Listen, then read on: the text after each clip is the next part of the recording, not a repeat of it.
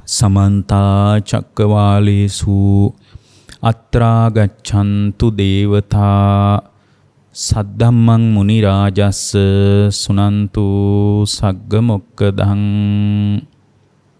ධම්මස්සවන කාලෝ අයං බදන්තා ධම්මස්සවන කාලෝ අයං බදන්තා ධම්මස්සවන කාලෝ අයං බදන්තා නමෝ තස්ස භගවතු අරහතෝ සම්මා සම්බුද්දස්ස නමෝ තස්ස භගවතු අරහතෝ සම්මා සම්බුද්දස්ස නමෝ තස්ස භගවතු අරහතෝ සම්මා සම්බුද්දස්ස. ඒ අපගේ ශාස්ත්‍ර වූ සම්මා සම්බුදුරජාණන් වහන්සේට අප හැම දිනාගේම නමස්කාරය වේවා. පින්වත්නි, ඔබ අදත් ඊටාම ශ්‍රද්ධාවෙන් ධර්ම ශ්‍රවණය කරන්නටයි බණ අහන්නටයි බලාපොරොත්තු වන්නේ. පින්වත්නි, බුදුරජාණන් වහන්සේගේ සම්බුද්ධ වචනය අපේ ජීවිතයට ගලපා ගනිද්දී නැවත නැවත පුනර්භවයක් හදන මේ සාංසාරික ජීවිතයෙන් නිදහස් වීම පිණිස අපට වැඩපිළිවෙලක් තියෙන්න ඕන. මොකද අපි සරණ ගිය බුදුරජාණන් වහන්සේ මොහොතක්වත් භවයේ වර්ණනා කළේ නැහැ. බුදුරජාණන් වහන්සේ වදාළේ, මහණෙනි, මම අසුරුසනක් ගහන මොහොතක් හෝ භවයේ නම් වර්ණනා කරන්නේ නැහැ කියලයි. එතකොට අසුරුසනක් ගහන මොහොතක්වත් භවයේ වර්ණනා කරන්නේ නැහැ කියලා කිව්වේ මේ භවයේ තුල රැඳී සිටීම තුල කිසිම විදියක සැපයක් හොයන්න බැරි නිසා. නැවත ප්‍රතිසන්දිය සකස් වෙනකොට පින්වත්නි, සුද්ධාවාසයේ උපන්නත්, සුද්ධාවාසයේ බඹලෝ උපන්නත් එතනත් දුක පවතිනවා. ඒ නිසා මේ භවගාමී සාංසාරික ජීවිතය තුළ නැවත නැවත භවයෙන් වැසී යන සාංසාරික ජාලය තුළ පින්වත්නි, සැපයි හොඳයි සනීපයි කියලා අල්ලන්න කිසි දෙයක් නැහැ. ඒ නිසා බුදුරජාණන් වහන්සේ කිසිම වෙලාවක මොහොතක්වත් භවය වර්ණනා කළේ නැහැ. ඉතින් මේ අත්දකින්න ලෝකයේ තුල ජීවිත අවබෝධයට, මේ අත්දකින්න ලෝකයේ තුල යථාර්ථ අවබෝධයට කර්මස්ථානයක් හොයා ගැනීම අපිට මේ අත්දකින්න ලෝකයෙන්ම හොයා ගන්න පුළුවන්. ඒ නිසා මනුස්ස ලෝකය කියන්නේ ධර්මාවබෝධයට හොඳම තැන කියලයි ධර්මයේ තුලින් බලනකොට අපිට පේන්නේ. දෙවියොන්ටවත් මෙච්චර ධර්මයක් අවබෝධ කරගන්න බැරි මේ සැප දුක දෙකම සමබරව දැනෙනකොට තමයි මේ ජාති දුක ගැන, ජරා දුක ගැන, ව්‍යාධි දුක ගැන, මරණ දුක ගැන වඩා හොඳ අදහසක් ගන්න පුළුවන් වෙන්නේ. එතකොට ජරාවටපත් වීම කියන එක දෙවියන්ට ප්‍රකට නෑ වඩාත්. ඒක අපිටයි ප්‍රකට. ව්‍යාධි දුක දෙවියන්ට ප්‍රකට නෑ. වයසට ගිය දෙවිවරු එහෙම නෑ කොහෙවත්. විශාල ඇඳන් දාපු රෝහල් දිව්‍ය ලෝකවල නෑ. ඊට පස්සේ මේම් බට ගහගත්ත දෙවිවරු කොහෙවත් නෑ. දෙවිවරු අතර පිළිකා රෝහලුත් නෑ. එවනේ ඔක්කොම තියෙන්නේ කොහෙද? ඒ ඔක්කොම මෙහි තියෙන්නේ. අනිත් පැත්තටත් එහෙමයි. දෙවිවරු අතර සංඝයා නෑ. දෙවිවරු අතර ඒ විදියට දන් පැන් පූජා කරන අවස්ථා ගැන අප්‍රකටයි. ඒ නිසා මේ උභය අන්තයේම පවතින මනුස්ස ලෝකයේ තරම් චතුරාර්ය සත්‍ය අවබෝධයට තවත් භූමියක් තියෙනවා කියලා කවුරු හරි කියනවා නම්, මීට වඩා හොඳ එකක් තියෙනවා කියනවා නම්, එහෙම එකක් හොයන්න බෑ. මේ ඔබේ අන්තිම පවතින තැනකයි දුක නිමා කරගන්න පුළුවන් වෙන්නේ. මේ ලෝකේ මොන තරම් කමටහන් හොයාගන්න පුළුවන්ද අපිට? දැන් මේ දවස්වල අපි අත්විඳින අත්දැකීම් ටික දිහාම බැලුවාම මේකම පින්වත්නි ජීවිතේට කර්මස්ථානයක් නෙමෙයිද? මේ අත්දැකීම් ටිකම ජීවිතේට මොන තරම් කර්මස්ථානයක්ද පින්වත්නි? මොන තරම් කමටහනක්ද? මේ අපේ ජීවිතයේ අවිනිශ්චිතභාවයේම අපිට කමටහනක් කරගන්න බැරිද? පුළුවන්. දක්ෂ ශ්‍රාවකයෙකුට පුළුවන්. දැන් මේ දවස්වල බලන්න මිනිසුන්ගේ ජීවිතේ ගෙවෙන විදිය. දැන් ඉන්දියාව ගත්තොත් මේ ජීවිතේ මිනිස්සු මේ කොහෙටද දුවන්නේ කියලා අපිට හිතා ගන්න බෑ. ඒ අතර ලෝකයේ ඇතිවෙච්ච ඊටාම ම්ලේච්ඡ මනුෂ්‍යත්වයේ මරා දමන යුද්ධ මේ මිනිස්සු කොහේ යන්නද ලෑස්ති කියලා හිතා ගන්න බෑ. අපිත් මෙච්චර කල් ලෑස්ති උනේ කොහේ යන්නද කියලා අපිටවත් හිතා ගන්න බෑ පින්වත්නි. ඉතින් මේ මනුස්ස ජීවිතය කියන්නේ මොකද්ද? මේක මොනතරම් මහා දුක් සහිත අත්දැකීම් ගොඩක් එක්කද මේ ජීවිතේ ගසාගෙන යන්නේ කියන කාරණේ පිළිබඳ වඩා හොඳ අදහසක් ගන්න පුළුවන් තැනක් මේක. දැන් එකයි මම කිව්වේ දැන් ඔය ඉන්දියාවේ අපිට මතකයි දැන් ටික කාලයකට කලින් මේ කොරෝනා වසංගතය නිසාම සැතපුම් ගානක් මිනිස්සු නතර කරන්නේ නැතුව ගම්බින් බලාගෙන පයින් ඇවිදගෙන ගියා. ඔය ඉන්දියාව කාලයක් එකපාරම සංචරණ සීමා පැනෙව්වට පස්සේ රට ලොක්ඩවුන් කරාම මේ මිනිසුන්ට ය아가න්න විදියක් තිබෙන්නේ අහිංසක මිනිස්සු.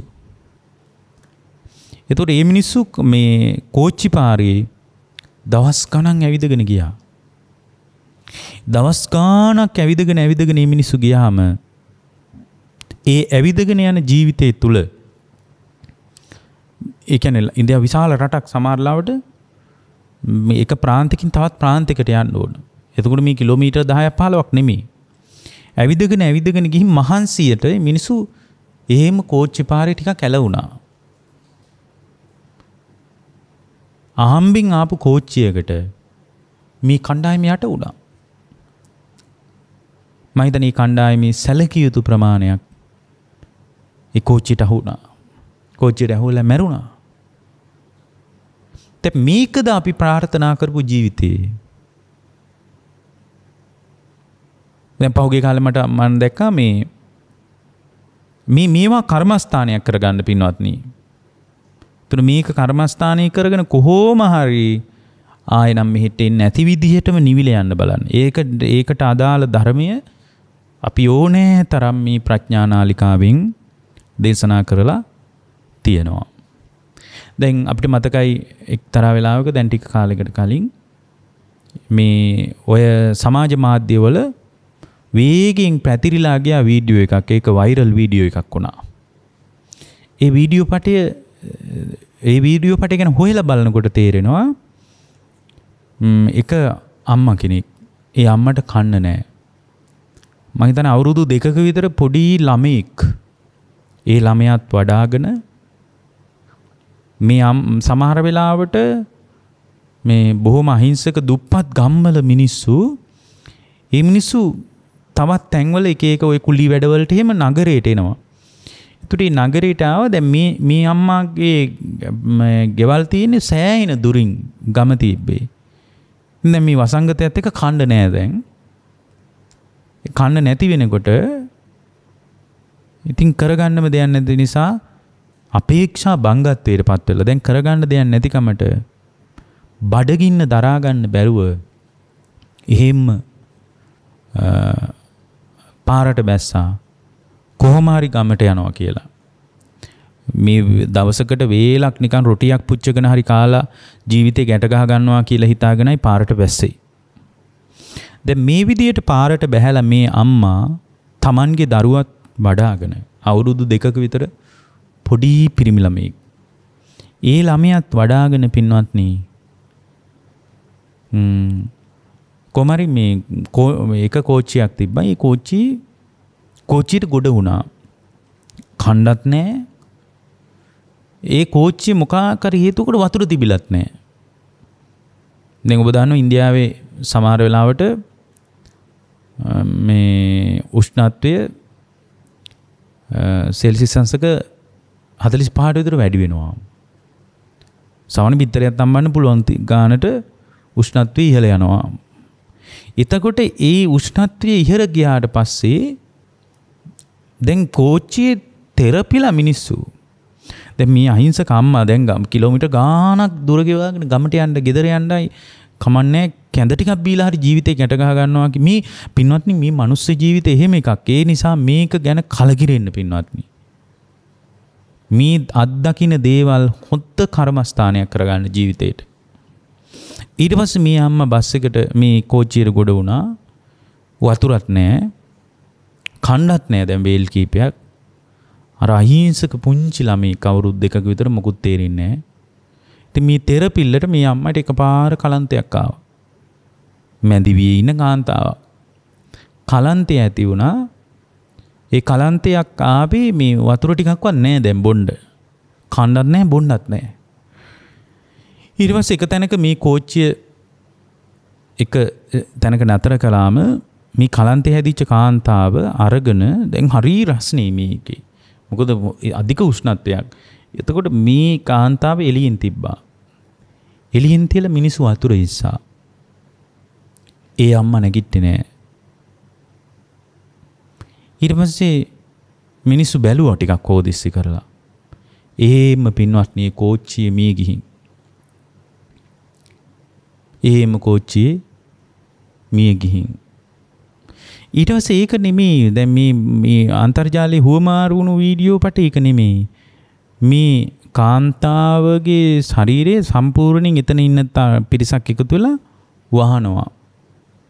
දැන් මේ බුද්ධ කාලේ නෙමෙයි මේ අපි අපේ ජීවිතේ අත්දකින්න අත්දැකීම් මේ අපි ඔබට කියන්නේ. ඔබට පේන දේවල් මේ.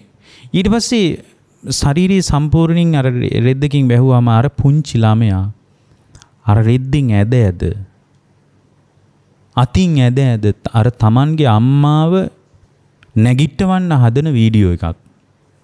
වේගින් මුළු ಭಾರತේම පැතිරිලා ගියා. ලෝකෙම පැතිරිලා ගියා. අර අවුරුදු 2ක විතර පොඩි කොල්ලා අර අම්මව නැගිටවන්න හදනවා. එතකොට මේ නැගිටවන්න හදනකොට මේ ළමයාට මේ අම්මට අම්මා මැරිච්ච බව මේ ළමයාට තේරෙන්නේ නැහැ. ඇද නැගිටවන්න හදනවා. මේ පොඩි එක්කෙනෙකුට තේරෙන්නේ නැහැ නේ මිය යාමක් ගැන. එහෙට ඇවිදිනවා මෙහෙට ඇවිදිනවා අර පොරවලා තිබ්බ රෙදි කෑල්ලෙන් අදිනවා අතින් අදිනවා. මේ මෙහෙම එකක් මේ මනුස්ස ජීවිතේ. දැන් මේ දවස්වල ඔබ දකින්න ඇති රෝහල් හොයාගෙන ගිහින් මිනිස්සු රෝහලක් හොයාගන්න බැරුව Tamanගේ ඒ කොවිඩ් වසංගතයට පත්වෙච්ච Tamanගේ ඥාතිවරු රෝහලට ඇතුළත් කරගන්නේ නැහැ. හේතුව තමයි ඇතුළත් කරගන්න බෑ. ඒ අයගේ ධාරිතාම්බි ඉක්ම ගිහින්. එතකොට මේ රෝහල් ගානකට සමහර වෙලාවට මේ Tamanගේ පිරිස තියාගෙන බයික් එකක හරි කමන්නේ තියාගෙන රෝහල් කීපයකට ඇවිදගෙන ගිහින් අන්තිමටම පින්වත්නි මහා පාරේදීම ඒ මිනිස්සු ඔක්සිජන් ටිකක් නැතුව ඇස් පියා ගන්නවා. ඒතර මේ හැම අත්දැකීමක්ම මේ ඔබව තැති ගන්නවන්න කියන දේවල් නෙමෙයි. මේක තමයි සංසාරේ ස්වභාවය. ඒතර මේ ජීවිතයේ මරණයත් සමග හමාර වෙනවා. ඒතර මරණයත් සමග හමාර වුණාට පස්සේ ඔබේ ජීවිතයේ නැවත ඔබේ ජීවිතය මේ සාංශාරික ජාලයටම ගැට ගැහෙනවා. ඒතකොට සාංශාරික ජාලයට ගැට ගැහෙනකොට නැවතත් මේ දුක ඔබට අත්විඳින්න වෙනවා. එතකොට මේ උපන් සත්වයාගේ ජීවිතේ මරණයෙන් හමාර වෙනවා.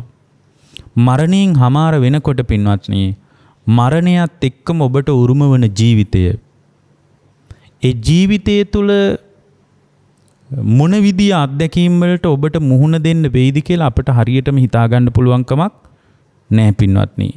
හැබැයි නැවත නොපිහිටන විදියට ඔබේ විඥාණය සකස් කර ගැනීමට නැවත විඥාන ටිතියක් හැදෙන්නේ නැති විදියට පින්වත්නි ඔබේ හිත සකස් කරගන්න අద్භූත ශිල්පයක් අපිට හම්බුණා. ඒකට මම කියන අద్භූත ශිල්පයක් කියලා. එතකොට නැවත විඥානේ නොපිහිටන විදිහට විඥාණය පිහිටන්නේ නැති විදිහට මේ දුක සම්පූර්ණයෙන්ම අමාර කරලා දාන්න. මේ දුක සම්පූර්ණයෙන්ම දුකෙන් නිදහස් වීම පිණිස අద్භූත ශිල්පයක්. ඒක කවුරුත් දන්නේ නැහැ. ඒක අපගේ භාග්‍යවතුන් වහන්සේ අපට පැහැදිලි කළා. ඉන්දිය අద్භූත ශිල්පේ පාවිච්චි කරලා ඒකට ඕනම ශ්‍රාවකයෙකුට උගත්කම, බුද්ධිමත්කම, රැකියාවේ ස්වභාවය, ආර්ථිකයේ ස්වභාවය මොකක්වත් අදාළ නැහැ. අප්‍රමාදී ශ්‍රාවකයෙකුට මේ ධර්මයට පවා කන් දෙන්න හිතෙන ශ්‍රාවකයෙකුට එයාට පුරාණ විදර්ශනා ඥානයේ සෙවණැල්ලක් පේන්නේ. මේ බණ ටිකක් හරි අහන්න දැන් සමහර අය අහනවනේ. දැන් ඔබ වහන්සේලා ඔය කියන ධර්මයේ ජීවිතයට ගලප ගන්න මේ පුද්ගලයා තුළ විදර්ශනා ඥානයක් තියෙන්න ඕන කියලා. නමුත් දැන් අපි තුළ විදර්ශනා ඥානයක් කොහොමද වැඩිලා තියෙන්නේ කියලා අපි කොහොමද දැනගන්නේ කියලා සමහර අය අහනවනේ. පින්වත්නි ඒකට අමුතුවෙන් මොකුත් හොයන්න ඕනේ නැහැ. මේ ධර්මයේ කෙරෙහි මේ ජීවිතයේ දුක ඉවර කර ගැනීම පිළිබඳ ධර්මයක් ශ්‍රවණය කිරීමට නැවත ශ්‍රවණය කිරීමට ඔබේ හිත තුළ ඇතිවෙන කැමැත්ත ඔබගේ හිත තුළ ඇතිවෙන උත්තේජනයම පින්වත්නි ඒ උත්තේජනයේ තුල පේන්නේ ඒක කාගෙන්වත් අහන්න ඕනේ නැහැ. ඒ කැමැත්ත තුල පේන්නේ ඔබට මේ සංසාර දුක හමාර කර ගැනීම පිළිබඳ විදර්ශනා ඥානයකට සෙවණැල්ලක් පවතිනවා කියලයි. සාංශාරික වශයෙන් ධර්මයේ අසා ඇති පුරුද්දයි මේ මතුවලා තියෙන්නේ. ඒ නිසා පුළුවන් තරම් මේ ජීවිතයේ තුලදීම නැවත විඥානේ නොපිහිටන විදිහට නිවිලා යන ශ්‍රාවකෙක් වෙන්න. එවැනි ශ්‍රාවක භාවයකට භාගතුන් වහන්සේගේ මේ ධර්මයේ පරිහරණය කරන්න.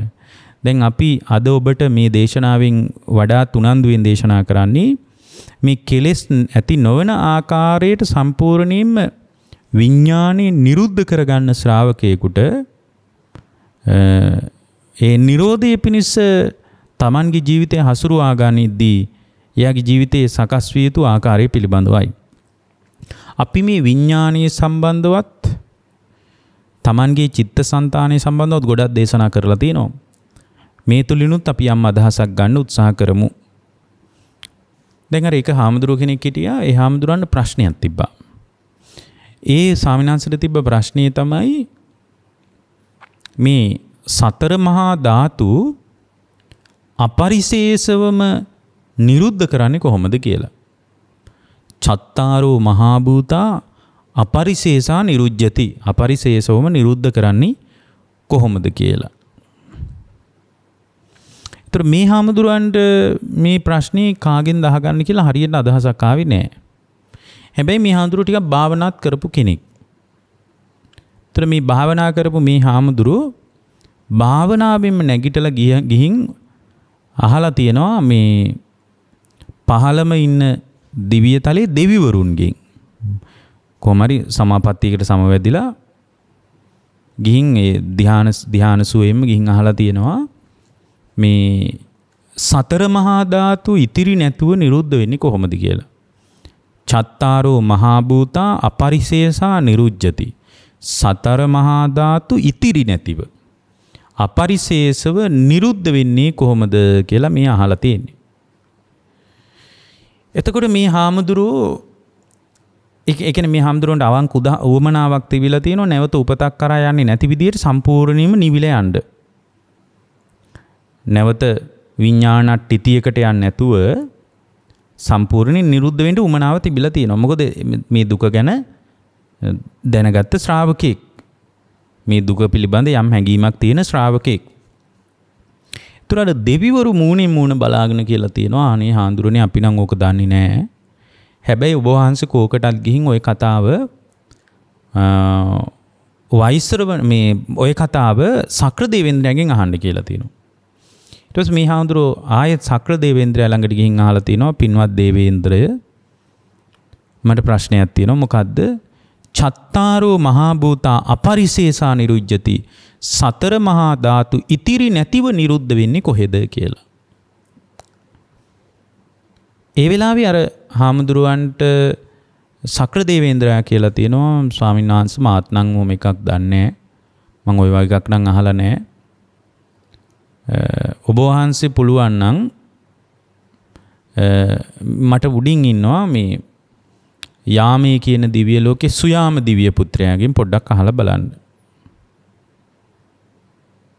ඊට පස්සේ මේ විදියට පිළිවෙලින් එතනටත් ගියාම එයාත් කියනවා මේ මම නම් දන්නේ පොඩ්ඩක් තුසිතයේ ගිහින් සන්තුසිතකින් අහලා බලන්න ඕක කියලා.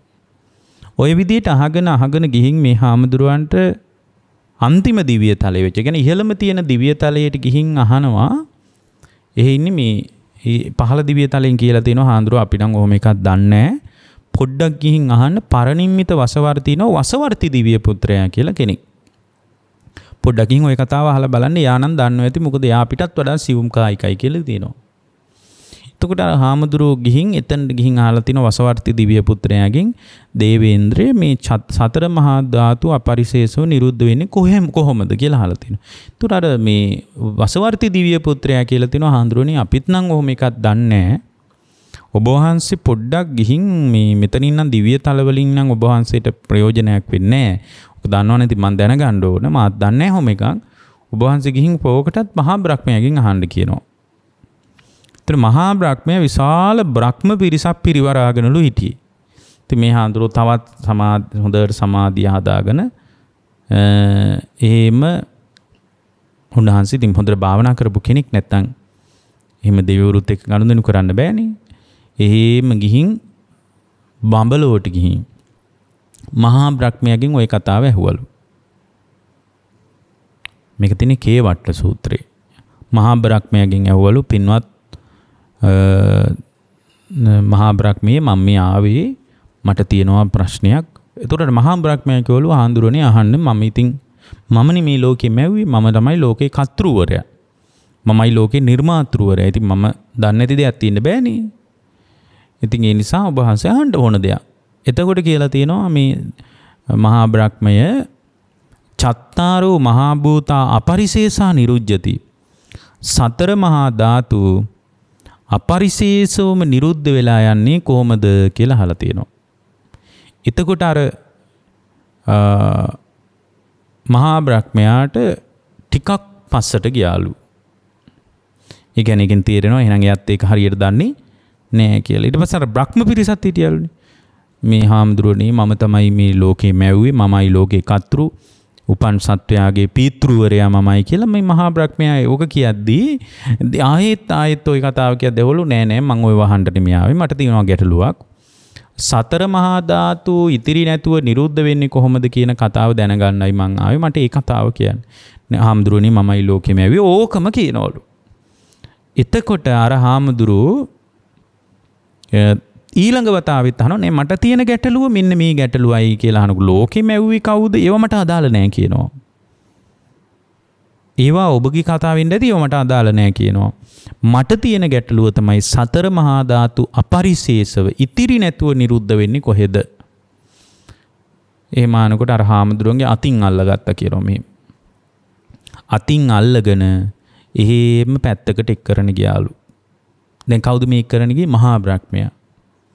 හාමුදුරුවනේ මමත් ඕක දන්නේ නැහැ කිව්වලු.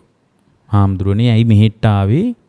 මමත් ඔහොම එකක් නම් අහලා නැහැ. මේ ඔක්කොම ඉස්සර මේ බ්‍රහ්ම පෙරිස ඉස්සර මම ඕක කියන්නේ කොහොමද? ඒ කියන්නේ මගේ කාඩ් එක කුඩු වෙලා යනවා ඕක කිව්වොත් එහෙම. ඒ නිසා ඔය වගේ ඒවා මට කියන්න බෑ. හැබැයි ඔබ වහන්සේ වරද කරගෙන තියෙනවා. ඔබ වහන්සේ ඕක ගිහින් බුදුරජාණන් වහන්සේගෙන් ඇහුවා නම් උන්වහන්සේ කියයි කියලා. ඒ වෙලාවේ මේ හාමුදුරුවෝ ඇවිල්ලා බුදුරජාණන් වහන්සේගෙන් ওই කතාව අහලා තියෙනවා. මොකක්ද ඇහුවේ? චත්තාරෝ මහා භූතා අපරිශේෂා නිරුජ්ජති. සතර මහා ධාතු ඉතිරි නැතිවම නිරුද්ධ වෙලා යන්නේ කොහෙද? නිරුද්ධ කරන්නේ කොහොමද? ඒ වෙලාවේ බුදුරජාණන් වහන්සේ වදාරනවා භික්ෂුව ඔය විදියට අහන්න එපා කියනවා. ඔය ප්‍රශ්නේ අහපු විදිය අවුලක් තියෙනවා කියනවා. මේ සතර මහා ධාතු ඉතිරි නැතුව නිරුද්ධ වෙන්නේ කොහොමද කියලා අහන්න එපා කියනවා. ඔය ප්‍රශ්නේ අහන්න ඕන මේ විදියටයි කියනවා. කොහොමද? කද්ද ආපෝච පඨවි තේජෝ වායෝ නගාදති. තත්ත දීගංච රස්සංච අනුං තූලං සුභා සුභං කත්ත නාමංච රූපංච අසීසං උපරුජ්ජති. මේ විදියට අහන්න කියනවා. මේ සතර මහා ධාතු නොපිහිටන්නේ සතර මහා ධාතු පිහිට නොලබන්නේ කොහෙද කියලා අහනවට වඩා තත්ත ආපෝච පඨවි තේජෝ වායු නගහදති කත්ත දීගංච රස්සංච අනුං තූලං සුභාසුත්මං කත්ත නාමංච රූපංච අසේසං උපරුජ්ජති. එතකොට මේ විඥානීය නොපිහිටන්නේ කොහෙද කියලා අන්න ඒ විදියට අහන්න කියනවා. සතර මහා ධාතු අපරිශේෂව නිරුද්ධ වෙනවා, ඉතිරි නැතුව නිරුද්ධ වෙන ඒ කතාව අහන්න එපා කියනවා. ඒක ටිකක් අසම්පූර්ණයි කියනවා. අහන්න කියනවා මේ විඥානේ, මේකේ පොදු අදහස මම කියන්නේ මේ විඥානේ නැවත නොපිහිටන්නේ කොහෙද? විඥානේ පිහිටන තැන් පින්වත්නි විඥානට්ටිති 7ක් තියෙනවා. කීයක් තියෙනවද? 7ක් තියෙනවා. මොනවද විඥානට්ටිති 7? විඥානේ පිහිටන තැන් තමයි විඥානට්ටිති තමයි පින්වත්නි. විඥානේ ප්‍රතිසන්දිය සකස් වෙන තැන් තමයි නානත්තකායේ නානත්ත සංඤේ. ඒ කියන්නේ මේ මනුස්ස ලෝකේ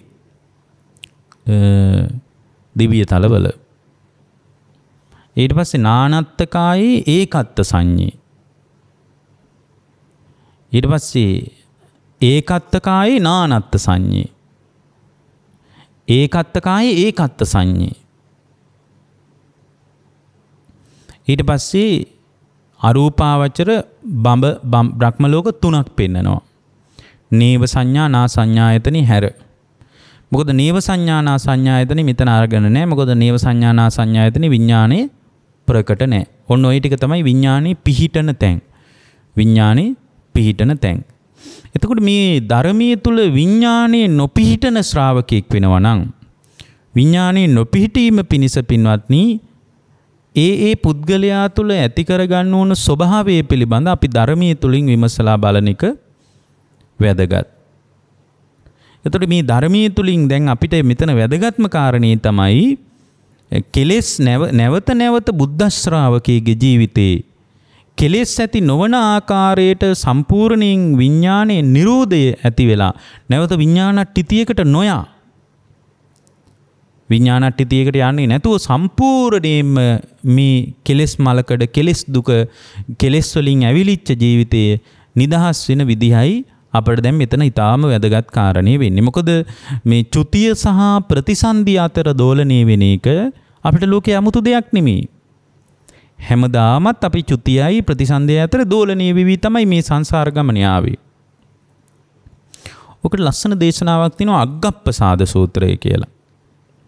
අග්ගප්පසාද සූත්‍රයේදී භාග්‍යවතුන් වහන්සේ වදාරනවා චත්තාරෝ මේ බික්කවේ අග්ගප්පසාදෝ කතමා චත්තාරෝ. පින්වත් මහණෙනි මේ අග්‍ර පැහැදීම් 4ක් තියෙනවා කියනවා. මෙන්න මේ අග්‍ර පැහැදීම් 4 තුල යම් ශ්‍රාවකයෙක් පිහිටියොත් ඒ පිහිටන ශ්‍රාවකයාගේ ජීවිතය තුල අග්‍ර විපාකයක් ලැබෙනවා. අග්‍ර විපාකයක් ලැබෙනවා. ඒ අග්‍ර විපාකය තමයි විඥානේ නොපිහිටීම. විඥානේ පිහිටන්නේ මේ අග්‍ර කාරණා 4 පිළිබඳ යම් ශ්‍රාවකයෙක් තුල අග්‍ර පැහැදීමක් හදාගත්තොත් ඒ පැහැදීම හදාගත්ත ශ්‍රාවකයාගේ විඥාණය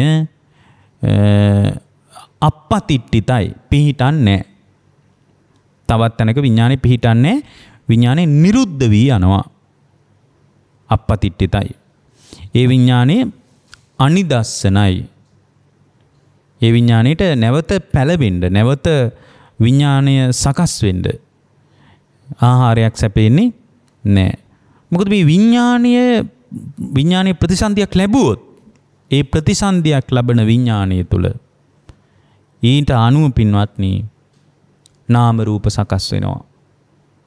එතකොට මේ නාම රූප යම් තැනක ඇති වුණොත් නාම රූප ඇති වෙච්ච තැනක ආයතන 6ක් වැඩෙනවා. එතකොට යම් තැනක ආයතන 6ක් වැඩිගෙන ආවොත් ඒ ආයතන 6 වැඩෙන තැනක ආයතන 6 මුල් කරගෙන ආයතන 6 ස්පර්ශය හැදෙනවා. එතකොට ආයතන හයි එතකොට අපිට එකක් තේරෙනවා මේ විඥානීය තිතිය විඥානීය පහළවීම විඥානීය පිහිටීම තමයි මේ සියලු දුක්ඛ ස්කන්ධයන්ට හේතුව. එතකොට මේ විඥානීය පින්වත්නි සම්පූර්ණයෙන්ම චුත වුණොත් එතන ප්‍රවෘත්තියටත් අවස්ථාවක් නැහැ. මේ ප්‍රතිසන්දියටත් අවස්ථාවක් නැහැ.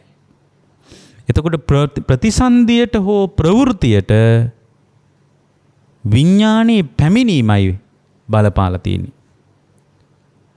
එතකොට විඥානේ පවතින්නේ රූපේ අරමුණු කරගෙන රූපේ ආධාර කරගෙන මේ තණ්හාවෙන් ආසේවනේ ලැබි තමයි විඥානේ පවතින්නේ. වේදනාව අරමුණු කරගෙන වේදනාව මත පිහිටා තණ්හාවෙන් ආසේවනේ ලැබි තමයි විඥානේ පවතින්නේ. විඥානේ පවතින වේදනාව ආධාරය කරගෙන සංඥාව ආධාරය කරගෙන සංඥාව මත පිහිටා තණ්හාවෙන් ආසේවනේ ලැබි විඥානේ පවතින්නේ. සංකාරය ආධාර කරගෙන සංකාරය මත පිහිටා සංකාරය තුල තණ්හාවේ ආසේවනේ ලැබි විඥානේ පවතින්නේ. රූපයෙන් වේදනාවෙන් සංඥාවෙන් සංස්කාර වලින් තොරව විඥාණයට යාමක් ඒමක් පැමිණීමක් ආගතින් මා ගතින් මා චුතින් මා විරුල්ලින් මා වේපුල්ලං මා ওই විදිහට ධර්මී තියෙන්නේ. විඥාණයට පැමිණීමක් යාමක් ඒමක් මොකක්වත් දකින්න ලැබෙන්නේ නැහැ. එවනම් රූපය තුල වේදනාව තුල සංඥාව තුල සංස්කාරය තුල සංස්කාරය තුල පිහිටා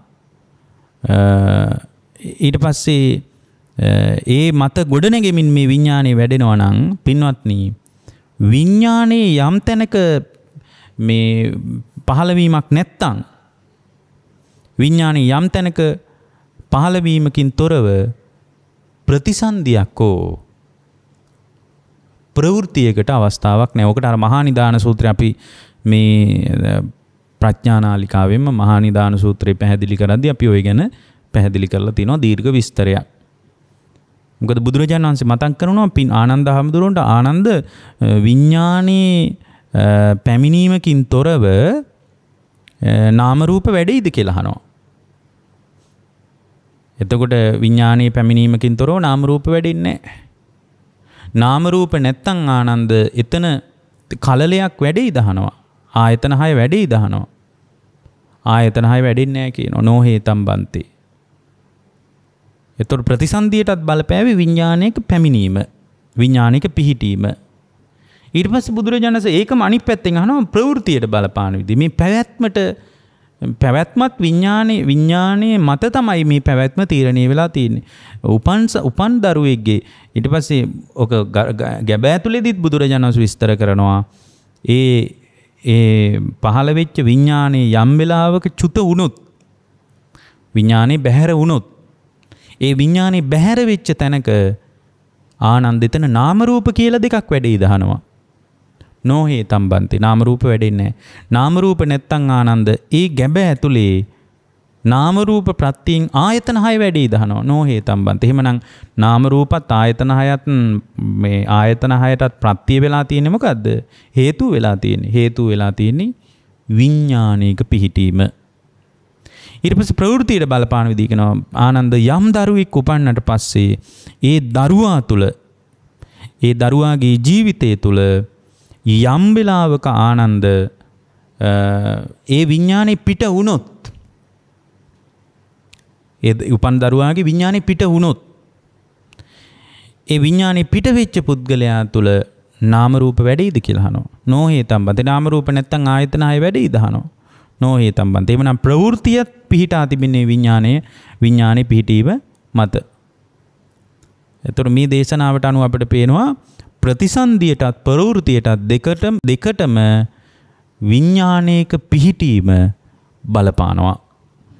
එතකොට මේ විදියට විඥානයේ එක එක තැන්වල පැලවි ආපු ගමනේදී දැන් අපිට අවස්ථාව ලැබිලා තියෙනවා සම්පූර්ණයෙන්ම ඒ පුද්ගලයා තුල බුද්ධ ශ්‍රාවකයා තුල මේ කෙලෙස් ඇති වෙන්නේ නැති විදිහටම විඥානේ නිරුද්ධ කරලා දාන්න අවස්ථාවක් ලැබිලා තියෙනවා. ඒතර ඒකට බුදුරජාණන් වහන්සේ වදාළේ එක එක නානා පරයය ක්‍රමවේද ගොඩක් තියෙනවා. දැන් අපි මේ අද දේශනාවේදී කතා කරන්න බලාපොරොත්තු වුණේ අග්ගප්පසාද සූත්‍රයේනේ. ඒ කියන්නේ විඥානයේ නැවත ප්‍රතිසන්දියක් නොලබාම විඥානේ නිරුද්ධ කරලා දාන නිරුද්ධ වී යන පටිපාටිය ගැනයි මේ දේශනාවේදී පැහැදිලි වෙන්නේ. ඒතර භාග්‍යතුන් වහන්සේ වදාරනවා සත්තා ආපදාච ද්විපදංච චතුප්පදාච බහුප්පදාච රූපිනෝවා අරූපිනෝවා සංඤිනෝවා අසංඤිනෝවා නේව සංඥානා සංඤිනේවා තථාගතෝ තේසං අග්ගමක්ඛායති අරහං සම්මා සම්බුද්ධෝ යේ භික්කවේ බුද්ධෝ පසන්නෝ අග්ගෝතේ පසන්නෝ අග්ගෝතේ පන පසන්නානං අග්ගෝ විපාකෝ හෝති. මේ පායත්ත උන් අතර ඒ දේශන පටන් ගන්නේ මෙහෙමයි. පායත්ත උන් අතර දෙපායත්ත උන් අතර සිව්පායත්ත උන් අතර බොහෝ පායත්ත උන් අතර රූප ඇත්ත උන් අතර රූප නැත්ත උන් අතර සංඥා ඇත්ත උන් හෝ සංඥා නැත්ත උන් අතර භවග්‍රේ ඉපදුනා වූ යම්තාක් සත්වයෝ ඉන්නවනම් ඒ කියන්නේ මේ කාම රූප අරූප කියන තුන් භවයේ තුලම යම්තාක් පහළ වෙච්ච සත්වයෝ ඉන්නවනම් ඒ සත්වයන් අතර අග්‍රම කෙනා තමයි සම්බුදුරජාණන් වහන්සේ කියනවා. අග්‍රම කෙනා ඒ භාග්‍යවතුන් වහන්සේ කියනවා. එතකොට මේ අග්‍රම කෙනා බුදුරජාණන් වහන්සේ නිසා යම් ශ්‍රාවකෙක් බුදුරජාණන් වහන්සේ කෙරෙහි යම් පැහැදීමක් හදාගත්තොත් භාග්‍යවතුන් වහන්සේ කෙරෙහි අරහං සම්මා සම්බුද්ධෝ යේ භික්කවේ බුද්ධෝ පසන්නෝ බුදුරජාණන් වහන්සේ කෙරෙහි පැහැදුනොත් අග්ගෝතේ පසන්නෝ ඒක තමයි අග්‍රම පැහැදීම කියනවා. අග්ගෝතේ පසන්නෝ අග්ගෝතේ පන පසන්නා අග්ගෝ විපාකෝති. ඒ අග්‍ර වූ ප්‍රසාදේ නිසා එයාට ලැබෙනවා අග්‍ර වූ විපාකයක් කියනවා. අග්‍රම වූ විපාකයක් ලැබෙනවා. ඒතකොට මේ පැහැදීම ඒතකොට කෙනෙක් කියන්න නෑ අපිට ඉතින් ඔහොම පැහැදීමක් තියෙනවනේ කියලා. නෑ මෙතන පහදින්නේ දුක ගැන අවබෝධයෙන්. මෙතන පහදින්නේ මේ දෙමව්පියෝ කියපු නිසා නෙමෙයි. මේ ශ්‍රාවකයා තුළ මේ පැහැදීම ඇති වෙන්නේ මොකක් මුල් කරගෙනද? මේ පැහැදීම ඇති වෙන්නේ පින්වත්නි අර උපනිෂ සූත්‍රවල පැහැදිලි කළා වගේ දුක පිළිබඳ අවබෝධයෙන්. මොකද දැන් මේ අග්‍ර වූ විපාකයක් ලැබෙනවා. මොකද්ද අග්‍රම විපාකය? අග්‍රම විපාකය තමයි විඥානේ නොපිහිටන විදියට සම්පූර්ණයෙන්ම නැවත විඥානයක් නොපිහිටන විදියට විඥානස්ස නිරෝධේන එත්තේන උපරුජ්ජති. සම්පූර්ණ විඥානයක් නොපිහිටන විදියට ඉතිරි නැතිවම මේ නාම රූපයන්ගේ නිරුද්ධ වී යාමට ඒ පුද්ගලයාපත් වෙනවා. ඒක තමයි යාට හම්බෙන අග්‍රම විපාකය. ඒතර බුදුරජාණන් වහන්සේ කිරි පහදිනවා කියනකොට අපිට හිතෙන්නේ අපිට පැහැදීමක් තියෙනවා කියලා. නමුත් අපේ පැහැදීම අඩුපාඩු සහගතයි. හේතුව තමයි අපේ පැහැදීම පරම්පරාවට දායාද වෙච්ච එකක්. මෙතන කතා කරන ප්‍රසාදේ එහෙම එකක් නෙමෙයි. මෙතන කතා කරන පැහැදීම පින්වත්නි කුමක් මුල් කරගෙන කුමක් පිණිස පවතින එකක්ද? මෙතන පැහැදීම පවතින්නේ පින්වත්නි මේ දුක කියන ස්වභාවය ගැන. මෙබඳු දුකක් ලෝකේ පවතිනව නේද? විඥානේ කොහේ පිහිටියත් ඒ විඥානේ පිහිටපු ඕනම තැනක දුක තියනව නේද? මේ කාම රූප අරූප කියන තුන් භවයේ කොතනක විඥානේ පිහිටියත් දුක මතයි පිහිටන්නේ. එතකොට මේ තුන් භවයේ තුලම දුක පවතින නිසා මේ දුකෙන් නිදහස් වෙන්න පුළුවන් නම් හොඳයි නේද? මේ දුකෙන් නිදහස් වෙන ප්‍රතිපදාවක් බුදුරජාණන් වහන්සේ දේශනා කළා නේද? ඒකම ප්‍රතිපදාව ආර්ය අෂ්ටාංගික මාර්ගය නේද කියලා අග්‍ර වූ ප්‍රසාදයක් මේ චතුරාර්ය සත්‍ය මුල් කරගෙන දුක දැකීම මුල් කරගෙන දුක්ඛූප නිසා සද්දා කිව්වේ ඕකට දුක මුල් කරගෙන දුක දැකගත් එක මුල් කරගෙන අග්‍ර වූ ප්‍රසාදයක් ඇති වෙනවා. හේතුව තමයි පා ඇත්ත උන් අතර පා නැත්ත උන් අතර දෙපා ඇත්ත උන් අතර සිව්පා ඇත්ත උන් අතර බොහෝ පා ඇත්ත උන් අතර. ඊට පස්සේ කියනවා මේ දැන් ඒ කාලේ තිබ්බනේ මේ විඥානේ සම්පූර්ණයෙන්ම විඥානේ නිරුද්ධ කරන ක්‍රමයක් දන්නේ නැහැ. ඒ නිසා ඒගොල්ලෝ වඩා හොඳ තැන යෝජනා කරගත්ත. කොහෙද? මේ අරූපාවචර බඹලෝ යන්න තීරණය කළා. ඒකයි මෙතන කියන්නේ සංඤිනේවා අසංඤනේවා නේව සංඥානා සංඤනෝවා. ඊට පස්සේ කියනවා මේ භාග්‍යවතුන් වහන්සේ වදාරනවා සංඥා ඇත්ත වුන් හෝ සංඥා නැත්ත වුන් හෝ රූප ඇත්ත වුණෝ රූප නැත්ත වුණෝ මේ භවාග්‍රේ කුමන තැනක ගියත් ඒ හැමෝම අතර ශ්‍රේෂ්ඨම කෙනා භාග්‍යවතුන් වහන්සේ. ඇයි ඒ? උන්වහන්සේ තමයි විඥානයේ නැවත නොපිහිටන විදිහට විඥානයේ අනිදස්සනේ පිනිස ඒ උන්වහන්සේ කෙරෙහි අග්‍ර ප්‍රසාදයක් හදාගත්තොත් ඒ පැහැදීම තමයි ඒ ශ්‍රද්ධාව තමයි පින්වත්නි තමන් තුළ ප්‍රමුදිත බවක් හදලා දෙන්නේ. ඒ ප්‍රමුදිත බව නිසා තමයි පින්වත්නි එයා තුළ සැපයක් ප්‍රීතියක් හටගන්නේ. ඒ තුළ යාට ඒ භාග්‍යවතුන් වහන්සේ පෙන්වා දුන්න මාර්ගය තුළ යථාභූත ඥානයක් උපදිනවා. මේ ලෝකයේ විඥානයේ නැවත නැවත පිහිටන්නේ පංචස්කන්ධයේ දුක මත පිහිටා ඉන්න නිසායි. රූපේ පිළිබඳ වේදනාව සංඥාව සංකාර විඥාන කියන පංචස්කන්ධ දුක මත යම් පුද්ගලයෙක් පිහිටා ඉන්නකොට ඒ පිහිටා ඉන්න එයාගේ ජීවිතය තුළ උපාදානයේ සකස් වෙවි නැවතත් විඥානේ පිහිටන තැනකට යනවා. එතකොට මගේ තියෙන අවිද්‍යාව නිසා මම මේ පංචස්කන්ධ ලෝකයේ කෙරෙහි බැඳීමක් හදාගත්තා. ඒ බැඳීමක් හදාගත්ත නිසා මගේ විඥානයේ එක එක තැන්වල පිහිටියා. ඒකට හේතුව තමයි මේ පංචස්කන්ධයේ උපාදානය වෙන එක. එතකොට උපාදානයේ නැත්තම් මේ විඥානේ නැවත පිහිටන්නේ නැහැ. විඥානේ නිරුද්ධ වෙලා යනවා. හරියට පහනක් නිවුණා වගේ ගිය තැනක් හොයාගන්න බැරි විදියටම නිරුද්ධ වෙලා යනවා කියලා ඒ ශ්‍රාවකයා තුළ දැනීමක් නුවණක් පහළ වෙනවා. ඒ නුවණ පහළ වීම නිසා පින්වත්නි ඒ නුවණ පහළ කරගත්ත ශ්‍රාවකයාගේ ජීවිතය තුළ ඒ නුවණ පහළ කර ගැනීම මුල් කරගෙන පින්වත්නි එයාට සම්පූර්ණයෙන්ම එයාගේ ජීවිතය තුළ කලකිරීමක් යථාභූත ඥානයේ දර්ශනීය මුල් කරගෙන එයාගේ ජීවිතේ කලකිරීමක් හට ගන්නවා. පංචස්කන්ධ ලෝකයේ පිළිබඳ කලකිරීමක් හට ගන්නවා. මොකද මේ පංචස්කන්ධයේ උපාදානයේ වෙවි ආපු භවගාමී ගමනක් තියෙන්නේ. ඒ උපාදානයේ වෙන්න ඒකේ අග්‍රම ඵලයේ තමයි ඉහළම ප්‍රතිලාභය තමයි විඥානයේ තවත් තැනක විඥානට්ඨිතියක් ඇති වෙන එක. විඥානේ පිහිටන එක. එතකොට කලකිරීමක් ඇති වෙනවා. කලකිරීම නිසායි පින්වත්නි පංචස්කන්ධය කෙරෙහි නොයල්මක් හටගන්නේ. එතනින් විමුක්තිය කරා යනවා. ඒ විමුක්තියටපත් වුණාම විඥානේ නිරුද්ධයි. විඥානේ නිරුද්ධ වෙලා යනවා. එතකොට ඒකයි බුදුරජාණන් වහන්සේ මෙතන මතක් කරන්නේ මේ අග්‍ර වූ ප්‍රසාදයක් බුදුරජාණන් වහන්සේ හදාගත්තොත් අග්ගෝතේ පසන්නෝ අග්ගෝතේ පන පසන්නානං අග්ගෝ විපාකෝති අග්‍ර විපාකයක් ලැබෙන. මොකක්ද අග්‍රම විපාකයේ? විඥානස නිරෝධේන එත්තේන උපරුජ්ජති. එතකොට විඥානේ නිරුද්ධ වෙලා යනකොට සම්පූර්ණයෙන් සියලු දුක්ඛ ස්කන්ධයන් නිරුද්ධ වෙලා යනවා. භාග්‍යවතුන් වහන්සේ වදාළා පින්වත්නි යාවතා භික්කවේ ධම්ම සංකතා අරියෝ අට්ටංගිකෝ මග්ගෝ තේසං අග්ගමක්ඛායති යේ භික්කවේ අරියෝ අට්ටංගිකෝ මග්ගෝ පසන්නා අග්ගෝතේ පසන්නා අග්ගෝතේ පන පසන්නානං අග්ගෝතේ විපාකෝ හෝති. බුදුරජාණන් වහන්සේ ඊළඟට වදාලා පින්වත් මහණෙනි මේ සංකත ධර්මයන් යම් තාක් තියනවාද? සංකත කිවි සකස් වෙච්ච දේවල්. මේ ලෝකේ සකස් වෙච්ච දේවල් තියෙනවා. මේ ලෝකේ සකස් වෙච්ච දේවල් යම් තාක් තියනවාද? බුදුරජාණන් වහන්සේ මතක් කරනවා යාවතා භික්කවේ ධම්මා සංකතා. සංකත දේවල් අතර අරියෝ අට්ටංගිකෝ මග්ගෝ තේසං අග්ගමක්ඛායති. සකස් වෙච්ච දේවල් අතර අග්‍රම දේ තමයි ශ්‍රේෂ්ඨම දේ තමයි ආර්ය අෂ්ටාංගික මාර්ගය කියනවා. මොකද ආර්ය අෂ්ටාංගික මාර්ගයත් සංකත දෙයක් කියනවා. සකස් වෙච්ච දෙයක්. එතකොට ආර්ය අෂ්ටාංගික මාර්ගය යම් ශ්‍රාවකයෙක් තුළ අරියෝ අට්ටංගිකෝ මග්ගෝ පසන්නා. ආර්ය අෂ්ටාංගික මාර්ගයට යම් කෙනෙක් පැහැදුනොත් අග්ගෝතේ පසන්නා. ඒක තමයි අග්‍රම ප්‍රසාදය කියනවා. අග්ගෝකෝ පන පසන්නානං අග්ගෝ විපාකෝති. ඒ අග්‍ර ප්‍රසාදේ නිසා අග්‍ර විපාකයක් ලැබෙනවා. මොකද්ද?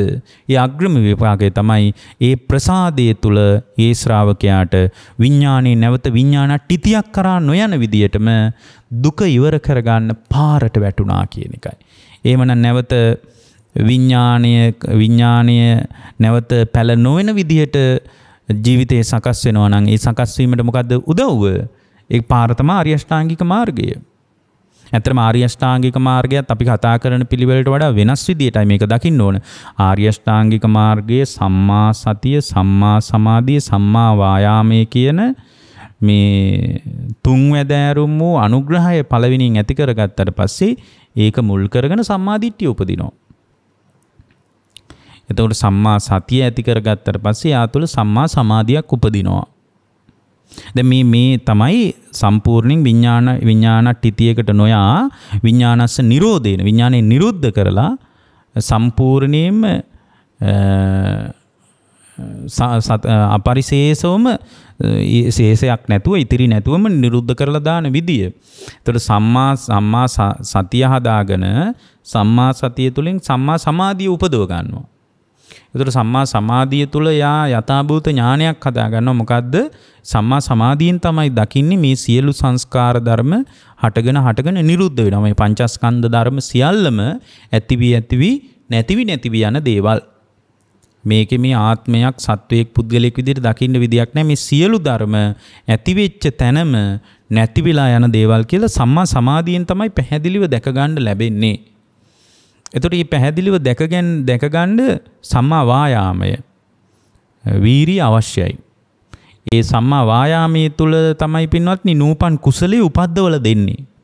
එතකොට මෙතන මේ විඥානයේ සම්පූර්ණයෙන්ම අපරිශේෂවම නිරුද්ධ කරලා දාන්න මේ එකම ක්‍රමයේ තමයි පිළිවෙලින් මේ නූපන් කුසලයේ උපද්දව ගන්න එක. මෙතන නූපන් කුසලයේ කියන්නේ කරපු නැති කටින පිංකම්, දානමාන පිංකම්, බණ පිංකම් මේවා නෙමෙයි.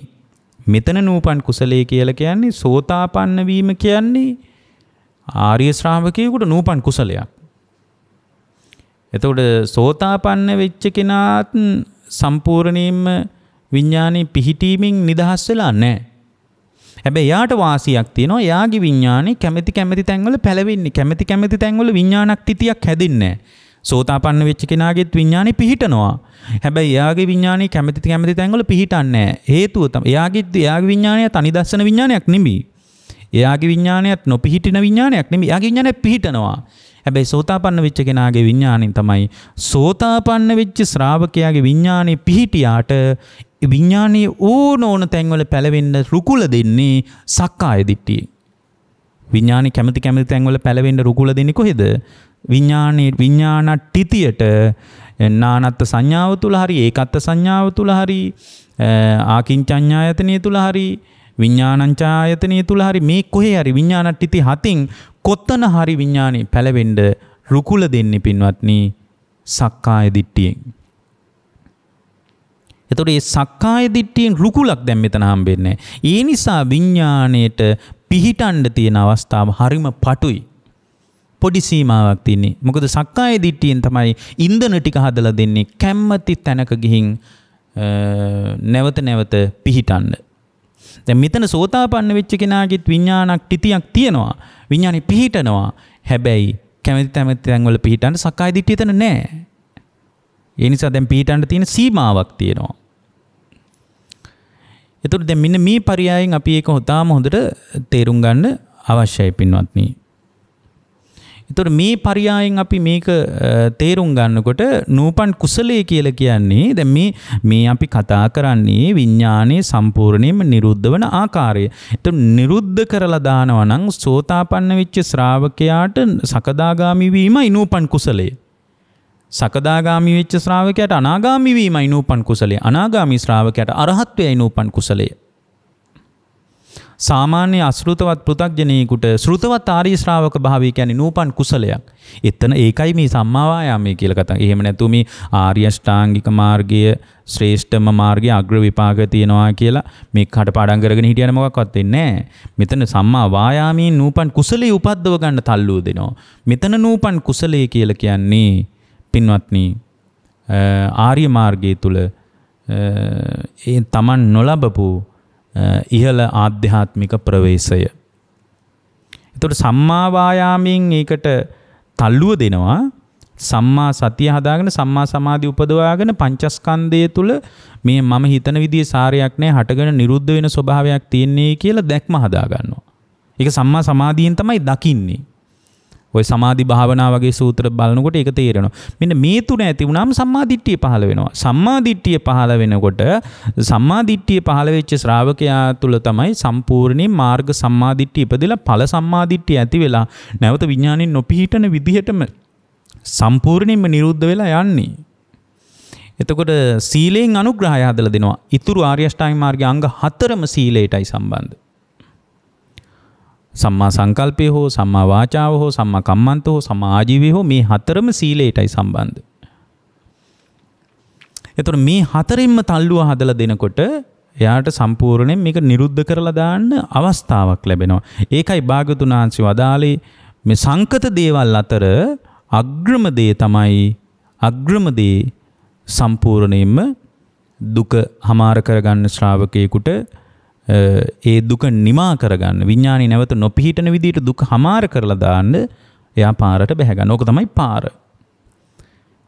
ඊට පස්සේ භාගතුන් වහන්සේ වදාරනවා යාවතා භික්කවේ ධම්ම සංගතං අසංකතාවා විරාගෝ තේසං අග්ග මක්ඛායති යදිදං මදනින් මදෝ පිපාස විනයෝ ආලය සමුග්ඝාතෝ වට්ට පච්චේදෝ තණ්හක්කයෝ විරාගෝ නිරෝධෝ නිබ්බානං. ඊට පස්සේ භාගතුන් වහන්සේ වදාළනවා මේ සංකත වූ අසංකත වූ යම්තාක් ධර්ම තියෙනවා නම් සංකත අසංකත මේ සියලු ධර්ම අතරින් මේ විරාග සංඛ්‍යාත නිර්වාණයයි අග්‍ර වෙන්නේ. විරාග සංඛ්‍යාත මෙතන ගොඩාක් විස්තර කරගන්න ඕන වචනයක්. නමුත් අපිට මේක කාලේ නෑ. මේ විරාගය මෙන්න මේ විරාගය පිළිබඳ අවබෝධය ඇති වෙනකොට විරාගය කියන්නේ මොකද්ද? විරාගය කියන්නේ නොයල්ම. එතන මේ නොයල්ම ඇති වෙන්න මොනවා පිළිබඳ නොයල්මද? දැන් මේ විඥානයේ සම්පූර්ණයෙන්ම නිරුද්ධ කරලා දාන ශ්‍රාවකයෙක් තුල නොයල්මක් ඇති වෙන්න ඕන. විරාගයක් ඇති වෙන්න ඕන. කුමක් පිළිබඳවද නොයල්ම ඇති වෙන්න ඕන? පංචස්කන්ධ ධර්මයන් කෙරෙහි නොයල්මක් ඇති වෙන්න ඕන. මේ ඉලක්කයටම පැහැදිලි කරන්නේ සම්පූර්ණයෙන් විඥානය නිරුද්ධ කරන විදිය. විඥානය නිරුද්ධ වෙලා යනවා. එතකොට විඥානට්ඨිතියකට යන්නේ විඥානට්ඨිතියක් මත විඥානේ පිහිටන්නේ පින්වත්නි වෙන මොකුත් නිසා නෙමෙයි. විඥානේ පිහිටන්නේ රාගය නිසා. විඥානේ පිහිටන්නේ ඡන්ද රාගය මුල් කරගෙන. එතකොට විඥානේ පිහිටන්නේ පංචස්කන්ධය කෙරෙහි පවතින ඡන්ද රාගය මුල් කරගෙනයි. එතකොට විඥානේ එහෙම පිහිටනවා නම් පින්වත්නි ඒ විඥානේ පිහිටන එක සම්පූර්ණයෙන්ම නිරුද්ධ කරලා දාන්න තියෙන්නේ විරාගයේ තුලින්. විරාගා විමුක්ඛති කියලා කියන්නේ විරාගය නිසා විමුක්තියටපත් වෙනවා.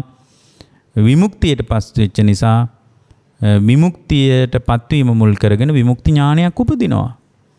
ඒතර විමුක්ති ඥානයක් උපන් කෙනා හැම සියල්ල තුලම නොයල්මක් හදා ගන්නවා. එතකොට එයාගේ කම්ම වට්ටයත් සංසිඳනවා.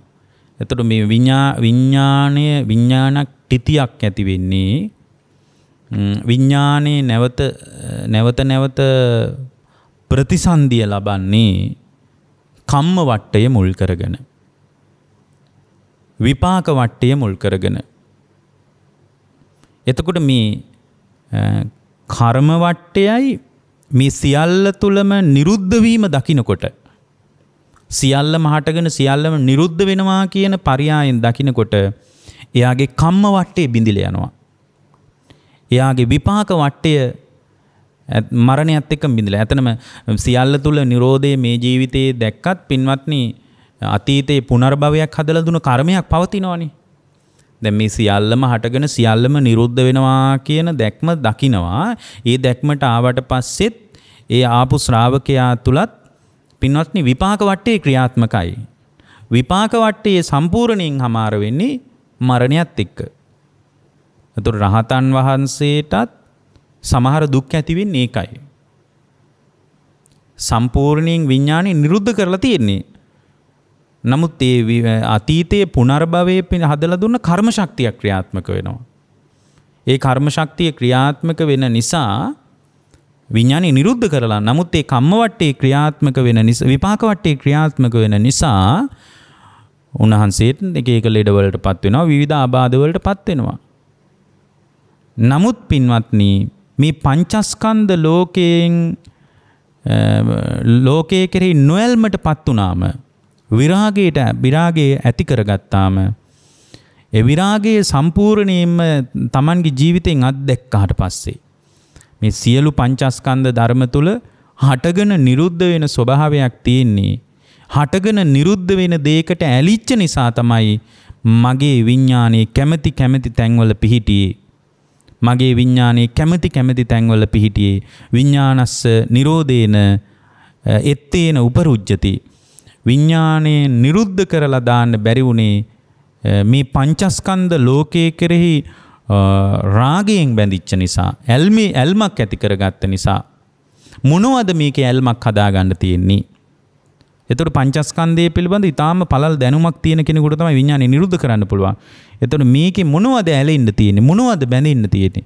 මේ සියලු ධර්ම හටගෙන නිරුද්ධ වෙලා යන දේවල් නේද?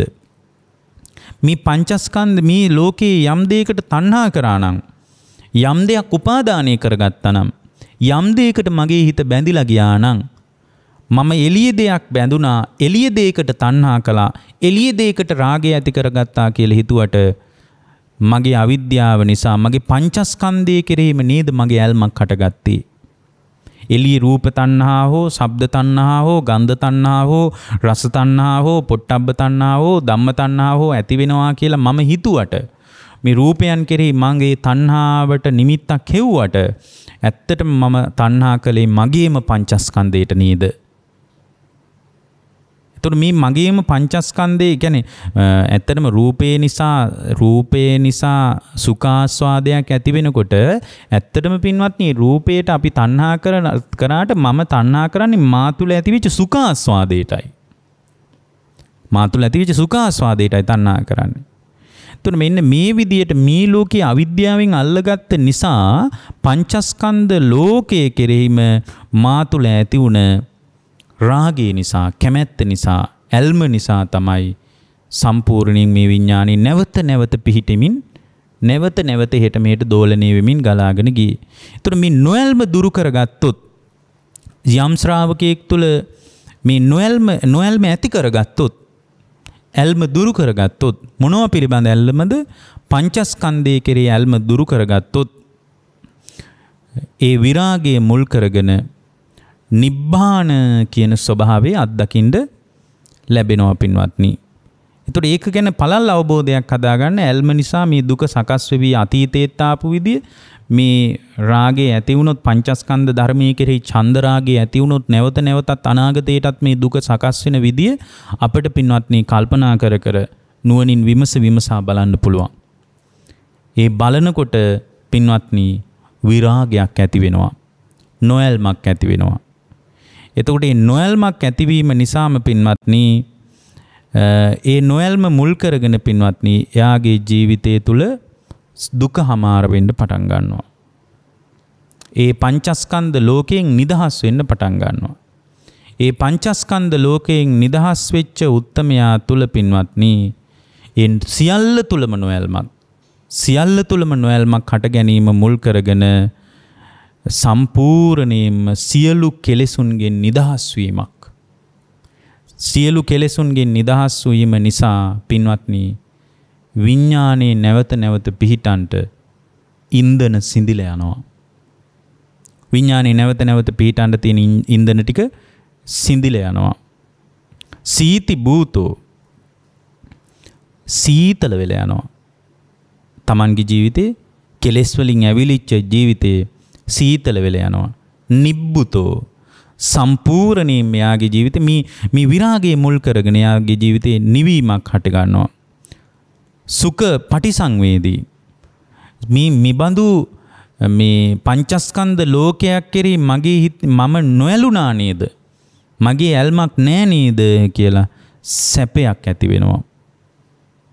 එතකොට අන්න ඒ තත්වයටපත් වුණාට පස්සේ, ඒ කියන්නේ පංචස්කන්ධය කෙරෙහි නොඇල්මක් හටගත්තාට පස්සේ නොඇල්ම නිසා මිදීමක් හට ගන්නවා හිතේ. මිදීම නිසා මිදීමේ ඥානයක් එයාගේ හිතේ උපදිනවා. එතකොට දැන් මෙතන පින්වත්නි නොඇල්ම නිසා පංචස්කන්ධ ලෝකයක් උපාදානය වෙන්නේ නැහැ. දැක්කාම දැක්කා විතරයි. ඇහුවහම ඇහුවා විතරයි. දැනුණාම දැනුණා විතරයි. හිතුණාම හිතුණා විතරයි. එතනින් එහාට කිසි දෙයක් නැහැ. අතීත අනාගත වශයෙන් ආයේ ප්‍රපංච ලෝකයක් හදන්න යන්නේ නැහැ. අර භාග්‍යතුන් වහන්සේ වදාළේ කීනම් පුරාණං නවන්නන්ති සමම්. පුරාණ සංස්කාරික ගනුදෙනුවකුත් නැහැ. ඇයි මේ මොහොතේ ඇති වෙන පංචස්කන්ධ ධර්මයේ පිළිබඳවත් විරාගයක් නොයල්මක් හටගෙන තියෙන්නේ. අතීත සංකාර ගැනත් අදහසක් නැහැ. එතකොට අනාගත සංකාර ගැනත් අදහසක් නැහැ. කීනම් පුරාණ නවන් නත්ති සම්භවං. සම්භවයක් නැහැ. කීනම් පුරාණ නවන් නත්ති සම්භවං. විරක්ත චිත්තා ආයතිකේ බවස්මින්. විරක්ත සිතක් එතන පවතින්නේ. විරක්ත වූ සිතක් පවතින්නේ. විරක්ත සිතක් කියන්නේ දැන් මේ පංචස්කන්ධ ලෝකේ උපාදානයක් දැන් මෙතන නැහැ. විරක්ත චිත්තා ආයතිකේ බවස්මින්. තේ කීන බීජ අවිරුල්ලිජ්ජන්දා. අන්න දැන් බීජ පැලවෙන්න තරම් ප්‍රාණයක් නැහැ. බීජ පැලවෙන්න තරම් ප්‍රාණයක් නැහැ. දැන් ප්‍රාණය නිරුද්ධයි. මේක තමයි විඥානස් නිරෝධේ නෙත්තේන උපරුජ්ජති කිව්වේ. විඥානේ පැලවෙන්න තරම් ප්‍රාණයක් නැහැ. තේ කීන බීජ අවිරුල්ලිජ්ජන්දා. නිබ්බන්ති දැන් එතන විඥානේ පැලවෙන්න බීජ අප්‍රාණික වෙලා තියෙන නිසා නිබ්බන්ති දීරා කොහෙද ගියේ කියලා හොයන්න බෑ. හරියට පහනක් නිවුණා වගේ. නිබ්බන්ති දීරා යතායම් පදීපෝ. පහනක් නිවුණා වගේ මරණයත් සමගම පහනක් නිවුණාම දැල්ල කොහෙද ගියේ කියලා හොයන්න බෑනේ. පහනක් නිවුණා වගේ සම්පූර්ණයෙන්ම ඒ විඥාණය අනිදස්සනයි. අනිදස්සන විඥානං අපපතිට්ඨිත විඥානං. ඒ විඥානේ පිහිටන්නේ නෑ. සම්පූර්ණයෙන්ම නිවිල යනවා. සීත භූතෝ පරිනිබ්බුතෝ සම්පූර්ණයෙන්ම නිවිල යනවා. එතකොට මේ නිවිල යෑම පිණිස අපි මේ ධර්මයේ පරිහරණය කරන්න ඕන පින්වත්නි. එතකොට නිවිල යන ශ්‍රාවකයෙකුට මේ පංචස්කන්ධ ලෝකයේ පිළිබඳවම පින්වත්නි නොයල්ම හදා ගැනීම තුලයි දුක හමාර කරන්න තියෙන්නේ. එතකොට පංචස්කන්ධය පිළිබඳ නොයල්ම ඇති වුණාට පස්සේ එයාට මේ සියලු දේවල් පිළිබඳ කලකිරීමක් ඇති වෙන්නේ. ඒ කලකිරීම නිසා ඒ විඥානයේ කිසිම තැනක නොපිහිටන විදියට එයාගේ හිත සකස් වෙනවා. ඒතර විඥානේ පිහිටන්න ඉන්ධන ටික ලැබෙන්නේ නැති වුණාට පස්සේ විඥානේ නිරුද්ධ වෙලා යනවා. සම්පූර්ණයෙන් මේ විඥානේ නිරුද්ධයි. මීට වඩා ටිකක් ගැඹුරින් කතා කරගන්න ඕනේ මේක ගැන. නමුත් අපි ඉදිරියේදී තව දේශනාවකදී මේ විඥානේ නිරුද්ධ කරලා දාන පර්යායන කීපයක් ගැන කතා කරගන්න පුළුවන්. නමුත් මතක තියාගන්න මේ පංචස්කන්ධ ලෝකයෙන් නිදහස් වීම තුලයි විඥානේ නිරුද්ධ කරන්න තියෙන්නේ. ඒතර පංචස්කන්ධ ලෝකයෙන් නිරුද්ධ වීම පංචස්කන්ධ ලෝකයෙන් ලෝකයේ තුල සම්පූර්ණයෙන් විරාගය ඇති කර ගැනීම නොයල්ම ඒ විරාගය ඇතිවෙන්න යථාභූත ඥානයක් අවශ්‍යයි. මේ කතාව දැනගන්න ඕන. දැනගන්න තමයි ඇත්තම කතාව තේරෙන්නේ. මොකද ඇත්තම කතාව තමයි පංචස්කන්ධ ධර්ම ඇති වෙලා නැති වෙලා යනවා. මේවා මං උපාදානය කරගත්ත නිසා විඥානයේ නැවත විඥානක් තිතියක් ඇති වුණා කියලා දැනගන්නවා. එතකොට ඒක දැනගත්තට පස්සේ ඒ පුද්ගලයා තුල පංචස්කන්ධ ලෝකයේ පිළිබඳ විරාගයක් උපදිනවා. විරාගා විමුක්ති. විරාගය නිසා පංචස්කන්ධ ලෝකයෙන් මිදීමක් ඇති වෙනවා. මිදීම නිසා මිදීමේ ඥානයක් උපදිනවා.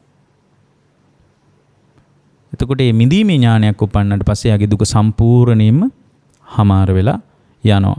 ඉතින් මේ යම් තාක් සරල දේශනාවක් ඔබ හැම දිනාගේම ජීවිතේට මේ උතුම් දේශනාව ධර්මාවබෝධයේ ජීවිත අවබෝධයේ පිණිස උපකාර වේවා කියලා අපි අදිෂ්ඨාන කරනවා. ඔබ හැම දිනාටම තෙරුවන් සරණයි.